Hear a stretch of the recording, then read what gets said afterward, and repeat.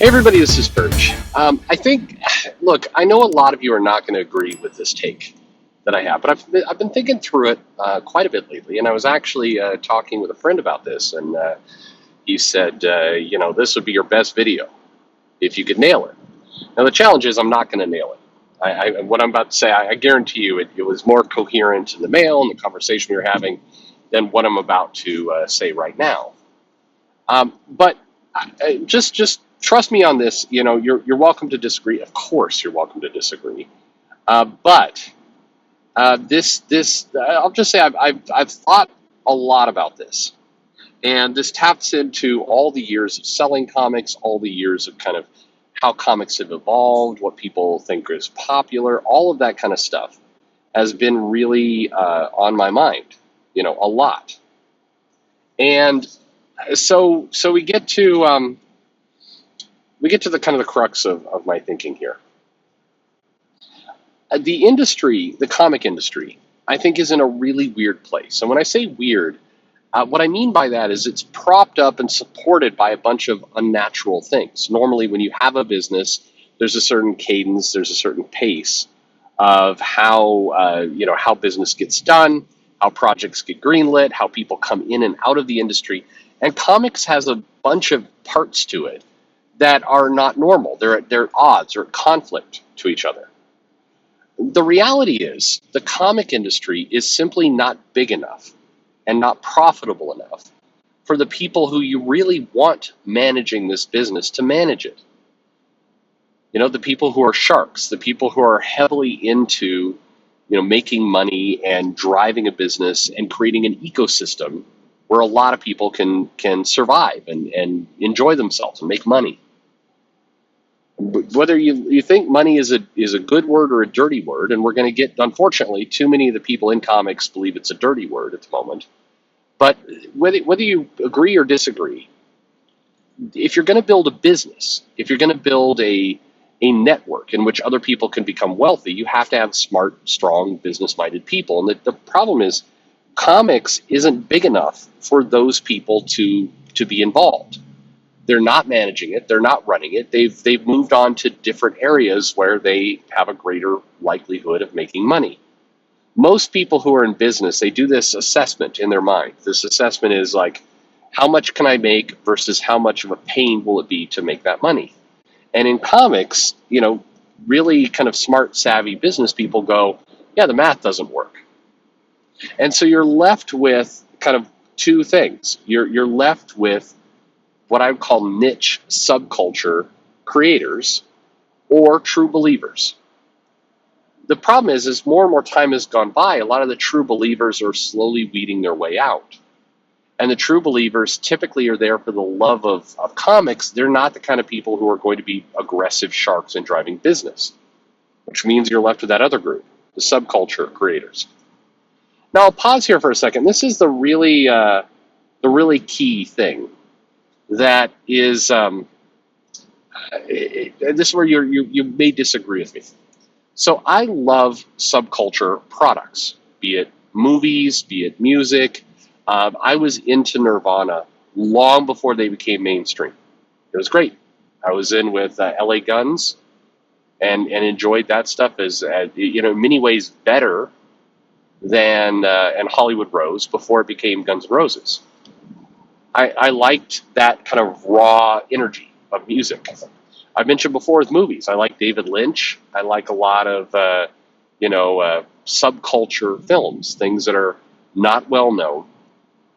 And I like a lot of comics that were that way as well, whether they're indie comics or whether even they were the mainstream. When Vertigo first came out, it was basically a ploy, a marketing push to say we can do indie comics, we can do subculture too. It's Vertigo. And they really worked hard to nail the subculture feel to it. But here's the thing. The subculture is not meant to be the mainstream. It's meant to have a niche audience. It's not meant to be the primary audience. And there's two big reasons why that's true. The subculture is in many cases designed to be kind of, counter mainstream by its very nature. the types of stories that get told, the characters, the music, the language, whatever it happens to be, it's intentionally not mainstream. That's the charm of the whole thing. And that gets to the second piece, which is if it ever were to become mainstream, the true fans of the subculture would reject it. Trent Reznor of Nine Inch Nails kind of went through this dynamic, and he wrote some really powerful things about what it meant to be this indie darling. This person who, he had ambition. He wanted to be a producer. He wanted to make lots of money. He wanted to be powerful, and to be able to write his own ticket. At the same time, his fan base and his entire initial drive was the subculture. And so he had to balance, how do I, keep that audience? How do I take the people who tuned in for Pretty Hate Machine and some of the things that he early did, and how do I get that to be, mainstream without people saying I've sold out? And I mean, he talked about not really accomplishing that goal. People did say he was a sellout. He started doing movies. I think when he did The Crow, he had a song on that soundtrack, and then The Crow went more mainstream and everything else. And it's like, oh, now you're a sellout, movie soundtrack artist. I see how that worked. And then they started, Oliver Stone took some of his music for Natural Born Killers, and other people did too. And that was that shift of subculture to mainstream. Well, the problem with comics is that the subculture is now running the show. The industry is not big enough. There's not enough money in American comics to really, get strong business-minded people. So the people who are doing the subculture have largely taken over. And the challenge is the subculture fits things like the X-Men and Spider-Man and Batman like oil and water. It's not a natural fit. It's why the stories are so weird. It's why, there's this rejection. Why they're so much different from the movies. Why they don't fit. Why it feels unnatural. It feels unnatural because it is unnatural. You have people writing subculture indie garage type comics, but they're utilizing billion-dollar IP to do it. And it does not work. And they're doing it anyway. The challenge that you have is that a lot of the people who are writing this stuff knows that it doesn't fit. They know it's an odd piece. They know it doesn't work, but the people who are super into the subculture, the people who felt like they were bullied for liking Dungeons and Dragons or Depeche Mode or whatever it happened to be in school, that they're now like, hey, watch me, and I've heard this said out loud by creators before, watch me ruin what you love. Watch me take your big mainstream property and drag it into the subculture. And that's largely what's happening. And that doesn't mean that all the stories are bad. Some of the stories are still good. Some of the stuff's still entertaining. But it's not normal for it to be treated this way. And that's why it comes across so awkward. Now, on top of this, the market contracts. So the market starts to shrink and the sales start to shrink. And when I say sales, it's like the sub numbers. And what's curious is that you hear people bleating about comics are making more money than ever and everything's going good, but the pot has increased to do so. You've got Dogman, you've got Reagan Teltmeiger, you've got Manga, you've got Crowdfunding, you've got all this other stuff in there. And so, the numbers are going up, but the reality is the Western comics market has shrunk. Once upon a time, comics that made less than 100,000 copies, as we heard from the interview with the creator of Dakota North, if you made less than 100,000 in sales, in units sold, you were in cancellation mode. Now, very little gets over 100,000, almost nothing. That is, but people have normalized it, and they've normalized it for a couple reasons. One, because they're coming from the subculture, so they're naturally built in to say, this stuff, it doesn't sell well because it's niche, because it's indie. The other thing that I think is a little bit more sinister in all this is several of the people who are now writing and running the show believe that wealth itself is immoral. So therefore, a comic not selling amazing numbers is not cause for alarm. And it's cause for the truth. It's the true vision is coming out. As I've said before, I love David Lynch. David Lynch should not make a Marvel movie. David Lynch should not be put in charge of James Bond. Even though I would find a sick, perverse fun in watching David Lynch do a James Bond movie, that would be bad for the franchise. And when I really search my own emotions around this, the only reason I'd really love to see David Lynch do a James Bond film is because he would fuck it up. He would basically make that property super weird and he would destroy it. Now, people shouldn't be rooting for things to be destroyed. So even though I'd find a perverse fun in watching David Lynch, a very talented indie movie maker, you know, basically destroy something in the mainstream, that's not a healthy perspective. But that is what's going on in comics. The other thing that's weird, the other odd piece to this puzzle, is that the alarm bells also aren't going off because, as I mentioned earlier, things like manga, things like YA, those Dan Pilkey and Raina Telgemeier, and again all the manga creations, those books are largely propping up the industry. But here's the funny part: those creators don't go to Comic Cons. So when you go to a convention, you have a lot of interest, a lot of people super pumped about comics in this big umbrella. But comics is now including things like One Piece and My Hero Academia and the Spy X Family and all this other stuff. Guess what? Those creators aren't there. They don't show up to the show. Now, who does show up are like voice actors. They show up along with the celebrity guests. But if you talk to the people in comics, they're pissed that the voice actors are there. They're pissed that they're like, this should be a Comic-Con. I wish those people weren't here. Well, guess what? A lot of the people coming to the comic convention are coming there for mangas, but there aren't any of those creators. So if you want to see actual comic creators, you're left with a lot of the people who have been dealing in the subculture. Again, that's not a knock. A lot of these people are my friends. They're good people. But the true powerhouses that are basically selling all the content inside of comics, they're not in that show. The majority of them are over in Tokyo or just not invited. I mean, Dav Pilkey, he should be at one of these shows. He's responsible for a lot of the numbers, but he's not there. So a lot of people come and the spotlight gets put on the people who are largely not responsible for this business. All this keeps comics locked in this diseased kind of state. The state where it's not going to die because you've got enough different pieces propping it up, be it, decades and decades of very worthwhile IP that even though it's slowly being kind of disintegrated and turned into a subculture brand, it's still as valuable. Spider-Man, Superman, Batman, that license still moves content. And then you get this whole other influx of people coming to the show that are there for the manga. And that's why when you go to a Comic-Con, you get booth after booth after booth. Far more than anything in Artist Alley, you see people selling, replica swords.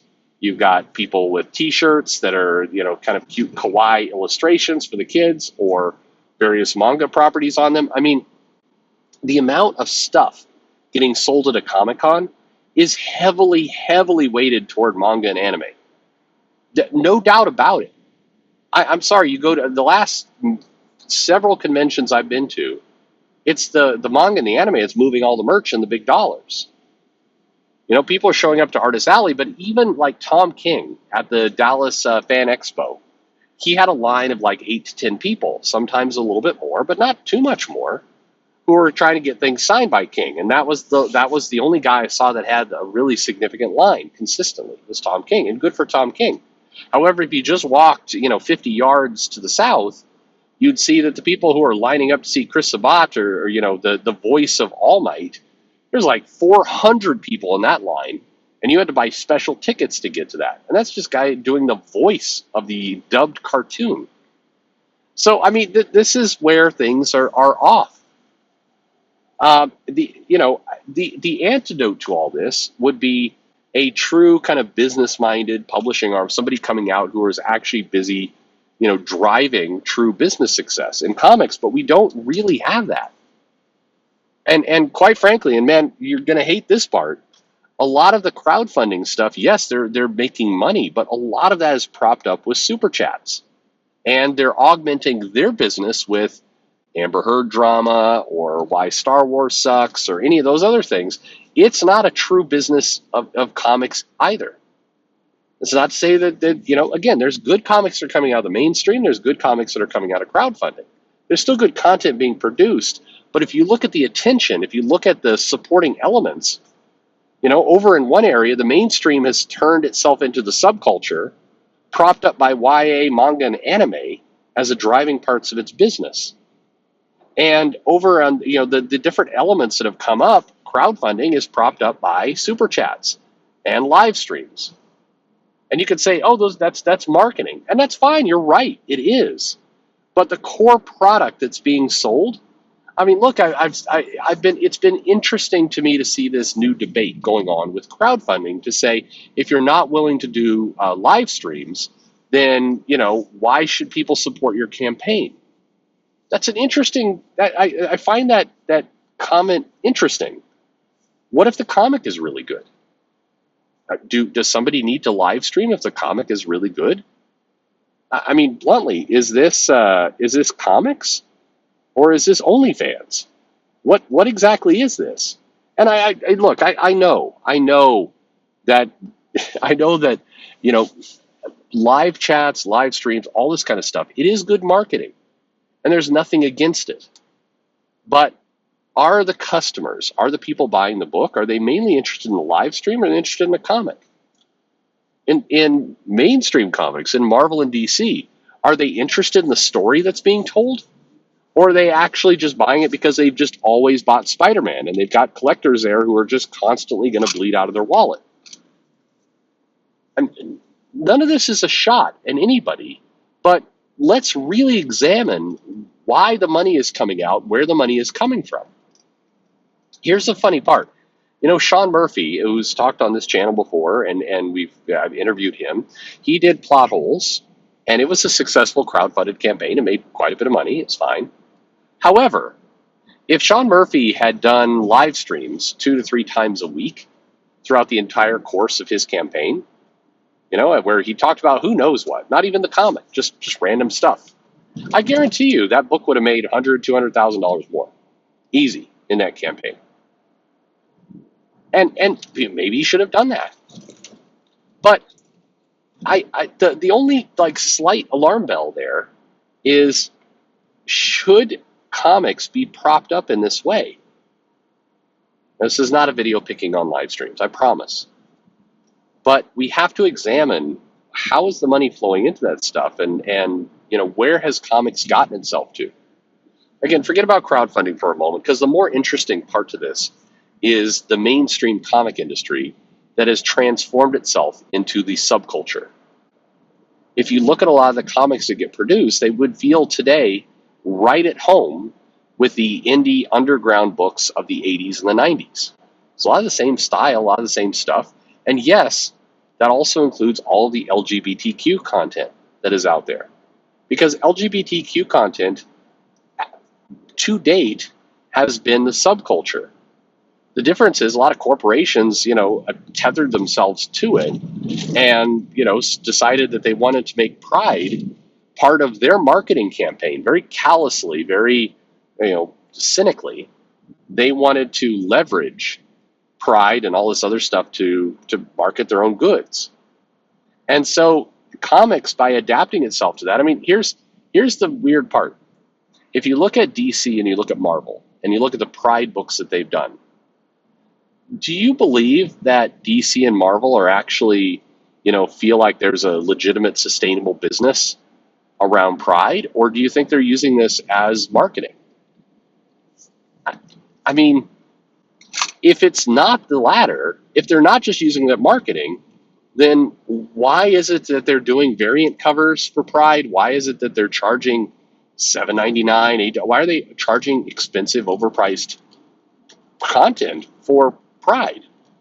Hell, why aren't they putting out a monthly book featuring an LGBTQ couple? Why don't they do that? Why is it that they only launch this stuff out, once a year with Pride, or they do some variants, or they do a token kind of supporting character that shows up, or they take a existing character and they're like, now this character is gay, but that character doesn't get any real development, no long-term story. It's because it's the cynical marketing ploy. That's why it hasn't become a mainstream story. It hasn't become a real plot. Comics has turned itself backward by adopting the subculture as its primary product. And the problem is there isn't enough audience in the subculture to make a sustainable business. And so it's slowly but surely dwindling. And yes, I know the numbers for last month are like, look, their numbers are up. Yeah, except a lot of those numbers are estimates. And a lot of those numbers include all these other things in what we're calling comics. And I don't have a real problem with that, but we need to be honest about where things are coming from. And if comics wants to be this for itself, I mean, be my guest. But I'm looking for the smart businessman, businesswoman, business day, whatever you want to. Well, I'm looking for the smart person to come up and say, I'm not going to treat this as a subculture or as a niche. I'm going to treat this as a business where the primary product is comics. The end. And I'm going to be maniacal about how to make money and how to pursue distribution and how to create an actual ecosystem where we're going to steer toward the mainstream, not the subculture. We are going to generate, actual money. But the problem is there is simply not enough money in comics for that person to emerge. Anyone who's smart about business wouldn't bother with this. There's far easier, far more effective ways to make money. And that's the problem that comics has got itself into. Anyway, that's my TED Talk. Thanks for coming to it.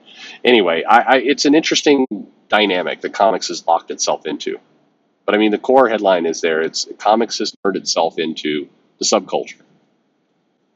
And to me, that's simply not a sustainable place for it to survive. And when I say survive, it is going to survive. It's just not going to thrive. I personally would like to see comics thrive. I'd like to see all these, I think comics needs a healthy subculture. I think comics needs a healthy indie feeder market. I think that comics should have all these things. I want it to have all these things. But it needs to be the indie market, not the mainstream. And by the big people who drive business abandoning comics, it means we're left with the subculture. And comics doesn't survive that way. Sorry, it doesn't thrive that way. Of course it survives. Anyway, thanks for listening.